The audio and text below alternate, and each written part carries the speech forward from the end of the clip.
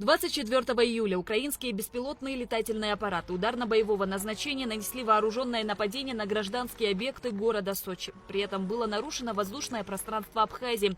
Президент поручил разработать комплекс мер для адекватного и своевременного реагирования на такие угрозы, а именно определить способы оповещения населения об опасности и выявить ключевые объекты инфраструктуры, требующие защиты. Секретарь Совбеза подчеркнул, что на данный момент таких угроз нет, однако подготовка ко всевозможным сценариям остается приоритетной задачей.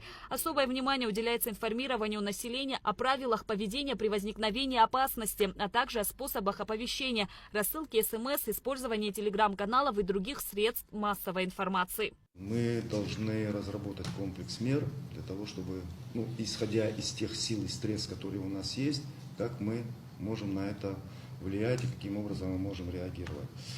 Проведем с вами мы сегодня анализ этих угроз, мы тоже проговорим, какие у нас могут быть средства защиты нашей нефтебазы, наших энергетических каких-то объектов, какие силы и средства у нас сейчас есть. И в том числе, используя опыт наших российских коллег.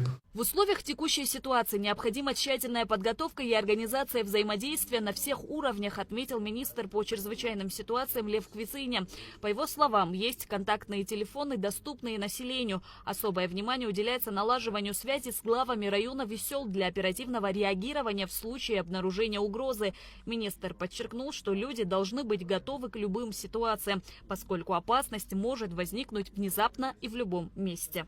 Его могут обнаружить внезапно где угодно и без паники, чтобы они могли сообщить, и разработаем механизм, как они должны себя вести, где укрыться, как сообщить, то, что нельзя на улицу выходить и так далее, и так далее.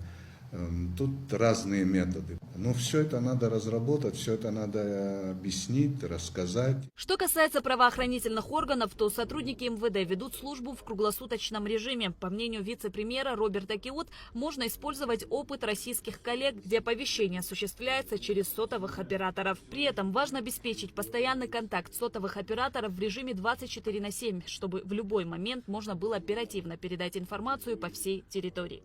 Откуда мы будем получать информацию о возможной угрозе, о беспилотном, появлении беспилотников на нашей территории. Понятно, это одна сторона, это наши граждане, а вторая, это, наверное, более глобальный масштабный процесс, чтобы мы заблаговременно получали эту информацию. Я думаю, что в этом направлении, с учетом определенных возможностей наших российских коллег, необходимо будет с ними установить соответствующий контакт.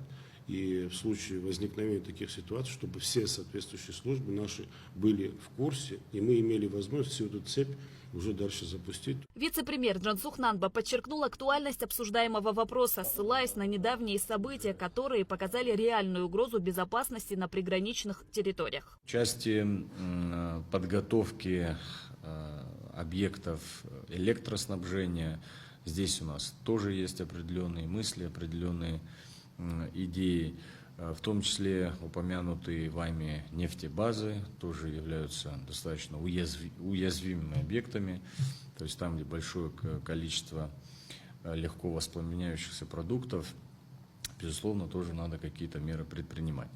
Но мне кажется, как было предложено, сообща, в рамках совместной работы на базе Совета Безопасности нам удастся в достаточно сжатые сроки предпринять те меры, которые обеспечат, так скажем, базовые превентивные условия по безопасности. В результате атаки украинских дронов 24 июля погибли 2 женщины, еще 11 человек получили ранения.